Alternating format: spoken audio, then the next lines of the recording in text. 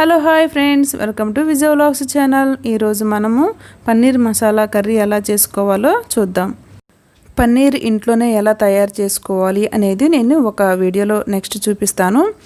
Friends, ఇప్పుడు నేను మీకు చూపించే ఇమేజ్లో కొంచెం లైటింగ్ తక్కువగా ఉంది, కొంచెం అడ్జస్ట్ అవ్వండి ఫ్రెండ్స్. ఇప్పుడు మసాలా పన్నీర్ కర్రీ ఎలా రెడీ చేసుకోవాలో చూద్దాం. నేను ఒక 200 గ్రామ్స్ ఉన్నటువంటి ఒక పన్నీర్ తీసుకున్నాను. నెక్స్ట్ వచ్చేసి పొయ్యి మీద పాన్ పెట్టుకొని అందులో కొంచెం ఆయిల్ వేసుకున్నాను. మీరు ఇంకా బాగా టేస్టీగా రావాలి అని అనుకుంటే అందులో నెయ్యి కూడా వేసుకోవచ్చు.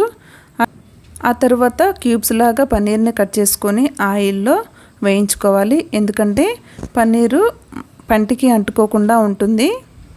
సో కొంచెం వేగిన తర్వాత ఒక ప్లేట్లోకి తీసుకొని పక్కన పెట్టుకోవాలి.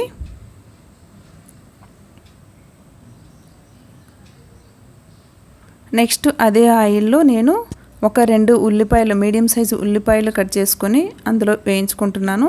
అవి కొంచెం వేగిన తర్వాత 2 టమాటాలు కానీ 3 టమాటాలు కానీ అందులో స్లైస్ లాగా కట్ చేసుకొని వేసుకొని అవి కూడా సగం వరకు మగ్గేంత వరకు ఉడికించుకోవాలి.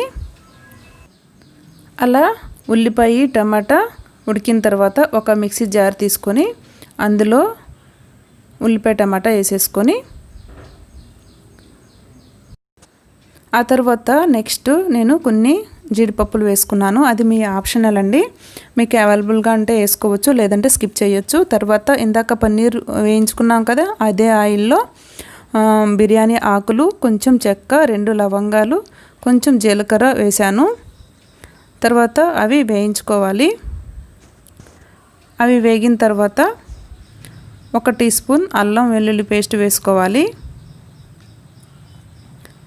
అది కూడా పచ్చివాసన పోయేంత వరకు వేయించుకోవాలి.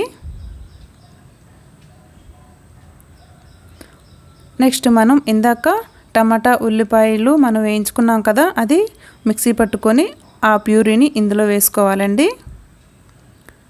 ఇది కూడా బాగా పచ్చివాసన పోయేంత వరకు లో ఫ్లేమ్లో పెట్టుకొని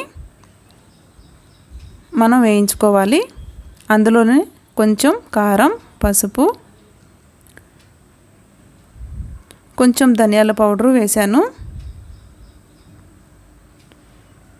అవన్నీ వేసుకున్న తర్వాత అంతా మళ్ళీ ఒకసారి కలుపుకుంటే సరిపోతుంది.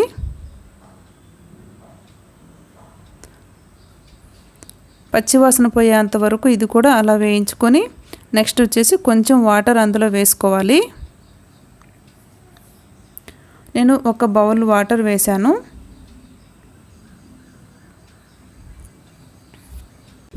ఆ తర్వాత అంతా కలిపేసుకొని మనం మూత పెట్టేసుకొని ఒక 5 మినిట్స్ మీడియం ఫ్లేమ్లో ఉడకనివ్వాలి.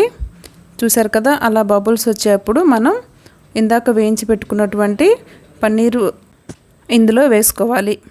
తర్వాత బాగా కలుపుకుంటే ఇప్పుడు పన్నీర్కి మసాలా అంతా బాగా పడుతుంది, మంచి టేస్ట్గా ఉంటుంది. తర్వాత నేను కొంచెం ఉప్పు వేసుకున్నాను. ఆ తర్వాత నేను కొంచెం కరివేపాకు వేసుకున్నాను. మీరు కావాలంటే ఫస్ట్ ఆయిల్లోనే వేసుకోవచ్చు, అంటే బిర్యానీ ఆకు జీలకర్ర వేసాం కదా, ఆ టైంలోనే వేసుకోవచ్చు.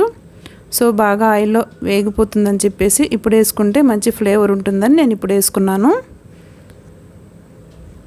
ఆ తర్వాత మనం కొంచెం సేపు మూత పెట్టి మీడియం ఫ్లేమ్లో ఒక 2 మినిట్స్ ఉడికించుకొని ఆ తర్వాత కొంచెం లో ఫ్లేమ్లో పెట్టుకొని 5 మినిట్స్ ఉడికించుకుంటే అలా ఆయిల్ పైకి వస్తుంది కదా, అప్పుడు మనం కొంచెం గరం మసాలా వేసుకోవాలి. ఆ తర్వాత కొంచెం కట్ చేసి పెట్టుకున్నటువంటి కొత్తిమీర వేసుకుంటే పన్నీర్ మసాలా కర్రీ రెడీ. ఈ curry specially chapati, pulka, puri and బిర్యానీలోకి చాలా టేస్టీగా ఉంటుంది. ఒక్కసారి ఇలా చేసుకొని తిన్నారంటే మీరే ఫిదా అయిపోతారు. ఈ రెసిపీ మీకు నచ్చిందా? అయితే ఒక లైక్ చేయండి, అలాగే మీ ఫ్రెండ్స్కి అండ్ ఫ్యామిలీ మెంబర్స్కి షేర్ చేయండి. ఇంకా సింపుల్ అండ్ టేస్టీ రెసిపీస్ కోసం విజయ్ వ్లాగ్స్ ఛానల్ని సబ్స్క్రైబ్ చేసుకోండి. అలా చేయాలంటే కింద రెడ్ కలర్లో సబ్స్క్రైబ్ అని రాసి ఉంటుంది, దాన్ని ప్రెస్ చేయండి. పక్కన గంట సింబల్ వస్తుంది, దాన్ని కూడా ప్రెస్ చేయండి. ఇలా చేయడం వల్ల నేను పెట్టే వీడియో నోటిఫికేషన్స్ ముందుగా మీకే వచ్చేస్తాయి. Thank you for watching. Bye friends.